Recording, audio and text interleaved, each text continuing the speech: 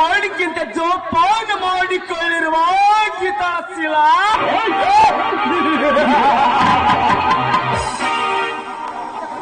ಈ ನರಹೋಂತಕನ ಕೈಯಲ್ಲಿ ಚೂರು ಚೂರಾಗಿ ಹೋಯಿತು ಗೀತಾ. ಎದ್ದು ಕಾಣದ ಸುಖ ಈ ನರಹೋಂತಕ ನಿನ್ನಲ್ಲಿಯೇ ಕಂಡ ಗೀತಾ. ಪಾಪಿ, ಕೊನೆಗೂ ನೀನು ಆಸೆ ಈಡೇರಿಸ್ಕೊಂಡೇ ಬಿಟ್ಯಾ? ಒಂದು ಹೆಣ್ಣು ಸೀರೆ ಕಳೆದುಕೊಂಡ ಮೇಲೆ ಜೀವಂತಿದ್ದಂತೆ ಸತ್ತಂತೆ. ನಾನ್ ಮಾತ್ರ ಪಾಪಿನ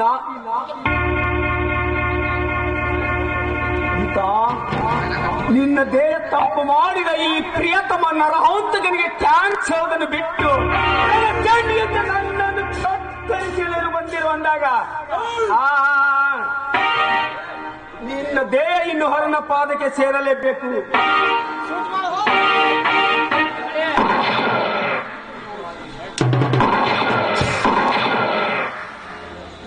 ಮುಗಿತು ನಿನ್ನ ಆಯೇಷ.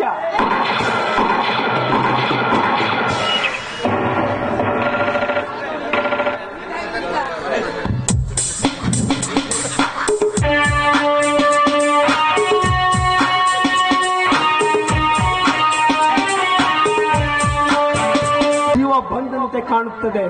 ನಾನು ಇಲ್ಲಿಂದ ಬಚಾವಾಗಲೇಬೇಕು.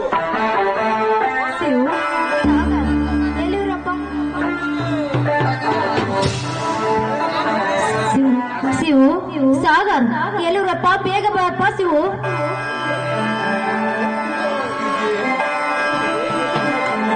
ಅತ್ತಿಗೆ ಎಲ್ಲಿರುವ ಅತ್ತಿಗೆ?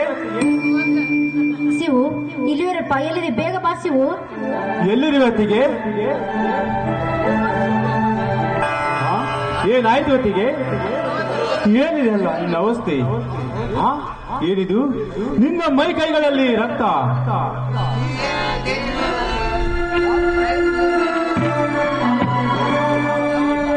ಯಾರು ಅತ್ತಿಗೆ ಈ ಸ್ಥಿತಿಗೆ ಕಾರಣ?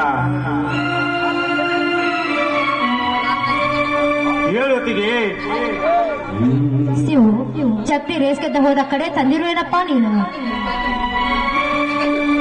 ಹೌದಮ್ಮ, ಇಗೋ ನೋಡಿಲಿ.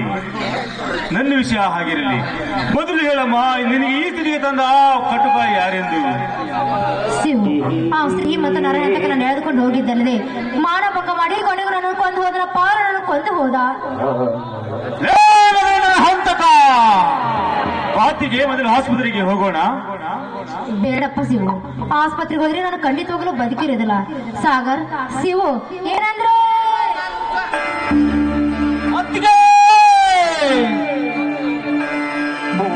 ಚಕ್ಕಡಿಯ ರೇಸಿನಲ್ಲಿ ಗೆದ್ದು ನನ್ನ ಅತ್ತಿಗೆರ ಆಶೀರ್ವಾದ ಪಡೆಯಬೇಕೆಂದು ಬಂದ ಈ ನನ್ನ ವಿಷಯ, ಈ ನಿನ್ನ ಮೈದನನ್ನು ಅನಾಥನಾಗಿ ಮಾಡಿ ಹೊರಟು ಹೋದೆಯಾ ತಾಯಿ, ಹೊರಟು ಹೋದೆಯಾ? ನಾನಂತೂ ನಿರ್ಗತಿಗನಮ್ಮ, ನಾನಂತೂ ನಿರ್ಗತಿಗನು.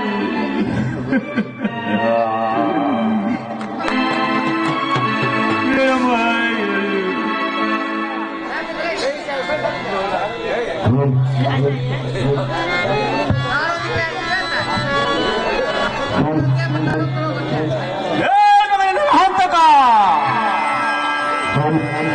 ದೇವತಂತಿದ್ದ ನನ್ನ ಅತ್ತಿಗೆಯನ್ನು ಅನ್ಯಾಯವಾಗಿ ಬಲ ತೆಗೆದುಕೊಂಡಿದ್ದೇವೆ ಅಂದಾಗ ನಿನ್ನ ದೇಹ ಬಗೆದು ಹೊರಲ ಪಾದಕ್ಕೆ ಪಾಸಲು ಮಾಡದಿದ್ದರೆ ನನ್ನ ಹೆಸರು ವೀರ ಕನ್ನಡಿಗ ಸೂರ ಶಿವನೇ ಅಲ್ಲ.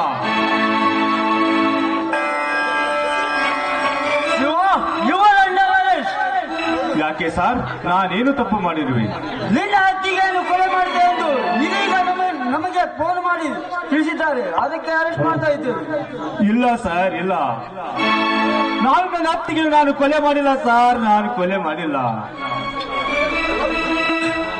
ನೋಡಿ ಶಿವು, ನಿನ್ನ ಕೈಯಲ್ಲಿ ರಿವಾಲ್ವರ್ ನೋಡಿದರೆ ಗೊತ್ತಾಗುತ್ತದೆ ಈ ಕೊಲೆ ನೀನೇ ಮಾಡಿದೆ ಎಂದು. ಸತ್ಯವಾಗಿ ನಾನು ನನ್ನ ಅತ್ತಿಗೆ ಕೊಲೆ ಮಾಡಿಲ್ಲ ಅಣ್ಣ ಸರ್, ನಾ ಕೊಲೆ ಮಾಡಿಲ್ಲ. ನೋಡಿ ಶಿವು, ನೀ ಏನೇ ಹೇಳಬೇಕು ಅಲ್ಲೇ ಕೋರ್ಟಿನಲ್ಲೇ ಹೇಳು. PC your under arrest.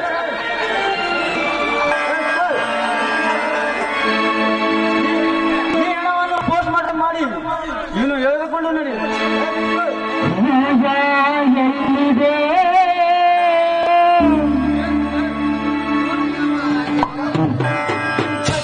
ಏನಿದೆಯಲ್ಲ ವಾಸಗಳ ನಿನ್ನ ಅತ್ತಿಗೆ ಕೊಲೆಯಾಗಿದ್ದಾಳೆ ನೋಡಿಲಿ. ಅತ್ತಿಗೆ ಅತ್ತಿಗೆ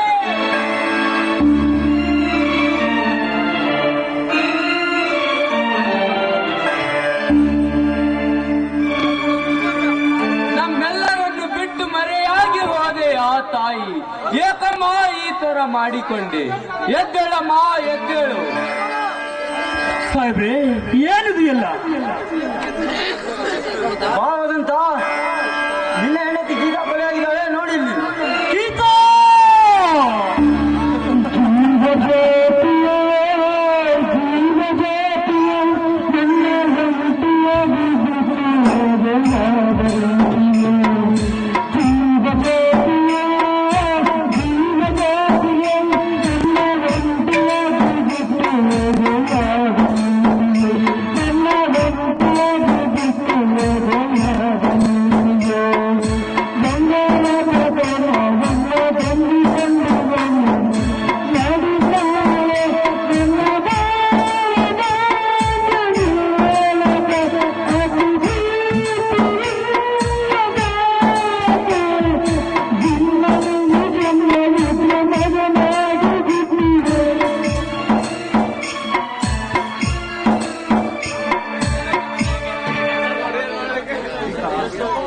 ಗೀತಾ, ಹೊಲಕ್ಕೆ ಹೋಗಿ ಬೇಗ ಬಂದು ಬಿಡಿತು ಹೊರಿಸಿ ಕಳಿಸಿದ ನೀನು ಮರಳಿ ಬರುವಷ್ಟೊಳಗೆ ಹೆಣವಾಗಿ ಹಾಸಿಗೆಯಾಗಿ ಮಲಗಿರುವೆಯಾ ಗೀತಾ, ಮಲಗಿರುವೆಯಾ?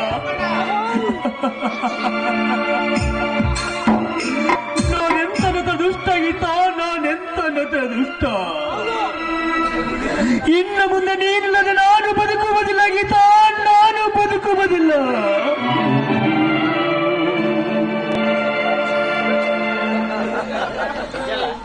ಇನ್ಸ್ಪೆಕ್ಟರ್, ನನ್ನ ಹೆಂಡತಿಗೆ ಈ ಸ್ಥಿತಿ ತಂದವನು ಯಾರು?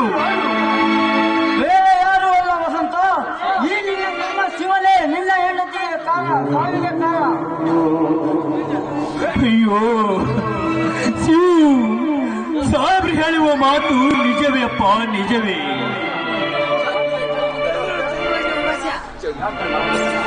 ಯಾಕಣ್ಣ, ಈ ನಿನ್ನ ತಮ್ಮನ ಮೇಲೆ ನಿನಗೂ ಅನುಮಾನವೇ? ಸತ್ಯವಾಗಿಯೂ ನಾನು ನನ್ನ ಅತ್ತಿಗೆಯನ್ನು ಕೊಲೆ ಮಾಡಿಲ್ಲ ಅಣ್ಣ, ನಾನು ಕೊಲೆ ಮಾಡಿಲ್ಲ. ಮಂಜುಬಾಯಿ ಬದ್ಮಾಸ್ ಕೊಲೆ ಮಾಡಿರುವ ರಿವಾಲ್ವರ್ ಸಹ ಇನ್ನು ಕೈಗೆ ಇಟ್ಟಿಲ್ಲ. ಅಂಥದ್ರಲ್ಲಿ ಸುಳ್ಳು ಬೇರೆ ಏನು ಯಾಕೆ? ಶಿವು, ನ್ಯಾಯದಿಂದ ಧರ್ಮವಾಗಿ ನುಡಿಯಪ್ಪ, ಈ ಕೊಲೆ ಮಾಡಿದ್ದು ಸತ್ಯವೋ ಸುಳ್ಳೆ? ನ್ಯಾಯ ಅನ್ಯಾಯವನ್ನು ಸೋಸಿ ನೋಡುವ ನ್ಯಾಯ ದೇವತೆಯಂತೆ ನಿನಗೆ ಗೊತ್ತಿಲ್ಲವಲ್ಲ ಈ ನಿನ್ನ ತಮ್ಮನ ಗುಣಗಳು. 9 ತಿಂಗಳ ಹೊತ್ತು ಬೆಳೆಸಿದ ತಾಯಿಗಿಂತಲೂ ಹೆಚ್ಚು ಪ್ರೀತಿಯಿಂದ ನೋಡಿಕೊಳ್ಳುತ್ತಿದ್ದ ಈ ಮಹಾತಾಯಿ ಆದ ನನ್ನ ಅತ್ತಿಗೆ ನಾನು ಕೊಲೆ ಮಾಡಿಲ್ಲ ಅಣ್ಣ, ನಾನು ಕೊಲೆ ಮಾಡಿಲ್ಲ. ಇದು ನಿನ್ನ ಪಾದ ಆಣೆಗಳು ಸತ್ಯ ಅಣ್ಣ, ಸತ್ಯ. ಯಾವುದು ಸತ್ಯ, ಯಾವುದು ನೋ ಸತ್ಯ? ಹೇಗೆ ನಂಬಲಪ್ಪ, ಹೇಗೆ ನಂಬಲಿ? ಒಂದು ಕಡೆ ಹೆಂಡತಿ ಸತ್ತ ದುಃಖ ಒಂದು ಕಡೆ ಆದರೆ ಇನ್ನು ಒಂದು ಕಡೆ ತಮ್ಮ ಸೆರೆಮನೆಗೆ ಹೋಗುತ್ತೆ ನನ್ನ ದುಃಖ. ಉಕ್ಕಿ ಹರಿದು ಬರುತ್ತಿದೆ ಅಪ್ಪ, ಉಕ್ಕಿ ಹರಿದು ಬರುತ್ತಿದೆ.